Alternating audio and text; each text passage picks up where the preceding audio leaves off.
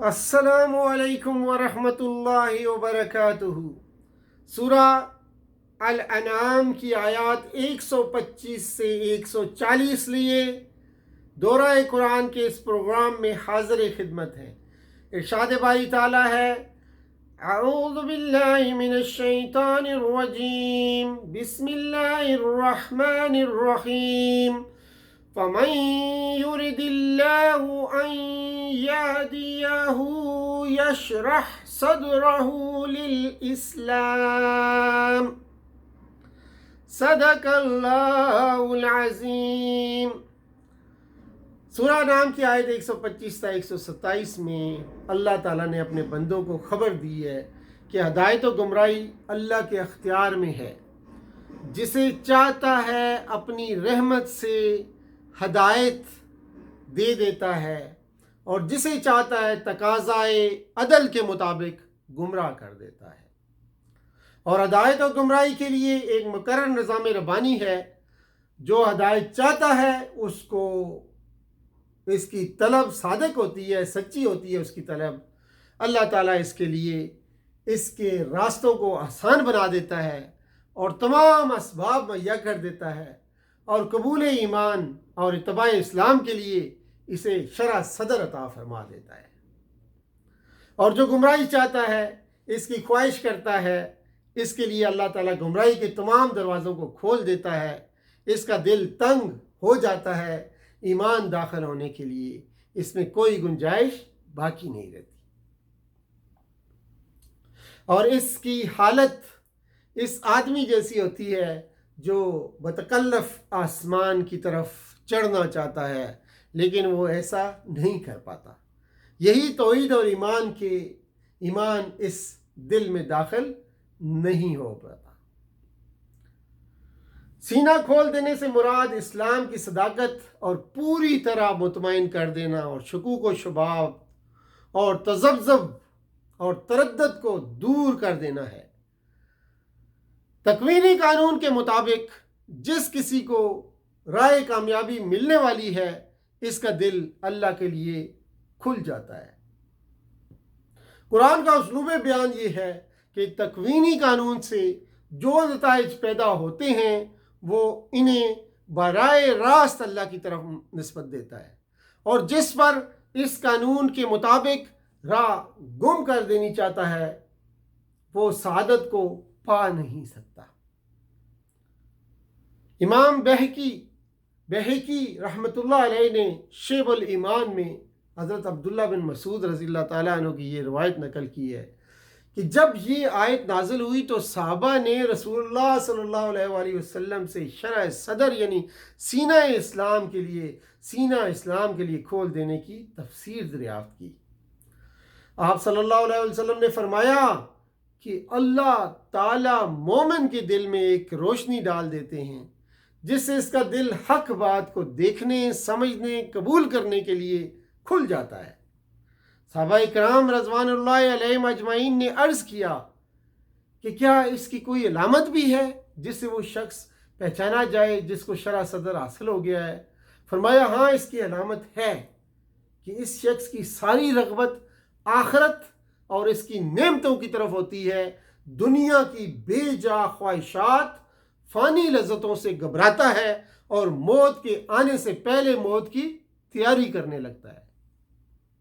پھر فرمایا یعنی زور سے آسمان پر چڑھنا چاہتا ہے مگر چڑھ نہیں سکتا، اس لیے سخت دل ہو جاتا ہے۔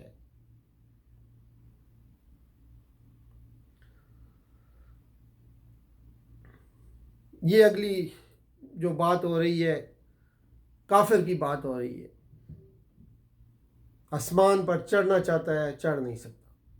حضرت عبداللہ بن عباس رضی اللہ تعالیٰ عنہ نے فرمایا کہ دل تنگ ہونے کا مطلب یہ ہے کہ جب وہ اللہ کا ذکر سنتا ہے تو اس کو وحشت ہونے لگتی ہے، اور جب کفر و شرک کی باتیں سنتا ہے تو اس کا دل لگتا ہے اس میں۔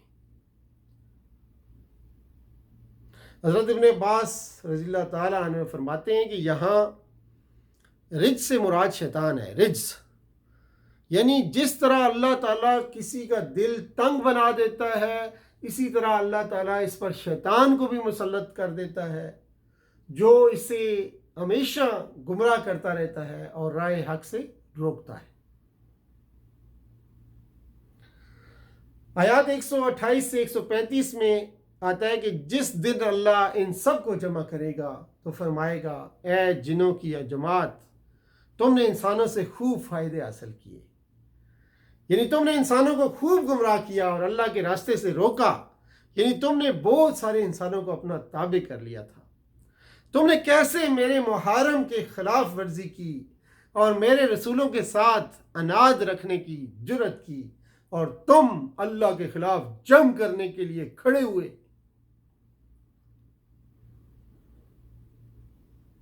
آگے آتا ہے کہ اے ہمارے رب، ہم نے ایک دوسرے کو خوب استعمال کیا۔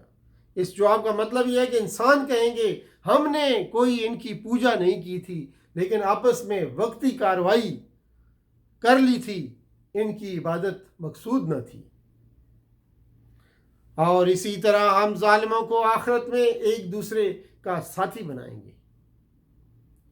یعنی جس طرح وہ دنیا میں گناہ سمیٹنے اور برائیوں کا اکتساب کرنے میں ایک دوسرے کے شریک تھے، اسی طرح آخرت کی سزا پانے میں بھی وہ ایک دوسرے کے شریک حال ہوں گے۔ آیت سے معلوم ہوا کہ دنیا میں جو جس درجہ کا ظالم اور گناہگار ہوگا، اس کو اسی طبقہ میں ملا دیا جائے گا۔ گمراہی کی جس جماعت اور گروپ میں جو دنیا میں شامل رہا، آخرت میں بھی اسی گروپ اور جماعت میں وہ اٹھایا جائے گا۔ کچھ مفسرین نے اس کا ترجمہ یہ بھی کیا ہے کہ اسی طرح ہم ایک ظالم پر دوسرے ظالم کو مسلط کر دیتے ہیں۔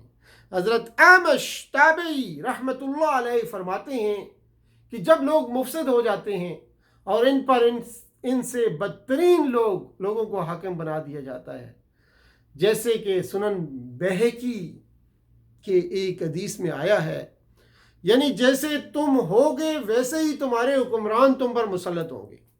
حضرت فضیل بن عیاض رحمۃ اللہ علیہ فرماتے ہیں کہ جب تو ایک ظالم کو دوسرے ظالم سے انتقام لیتا ہوا دیکھے تو ٹھہر جا اور تعجب سے یہ تماشا دیکھ۔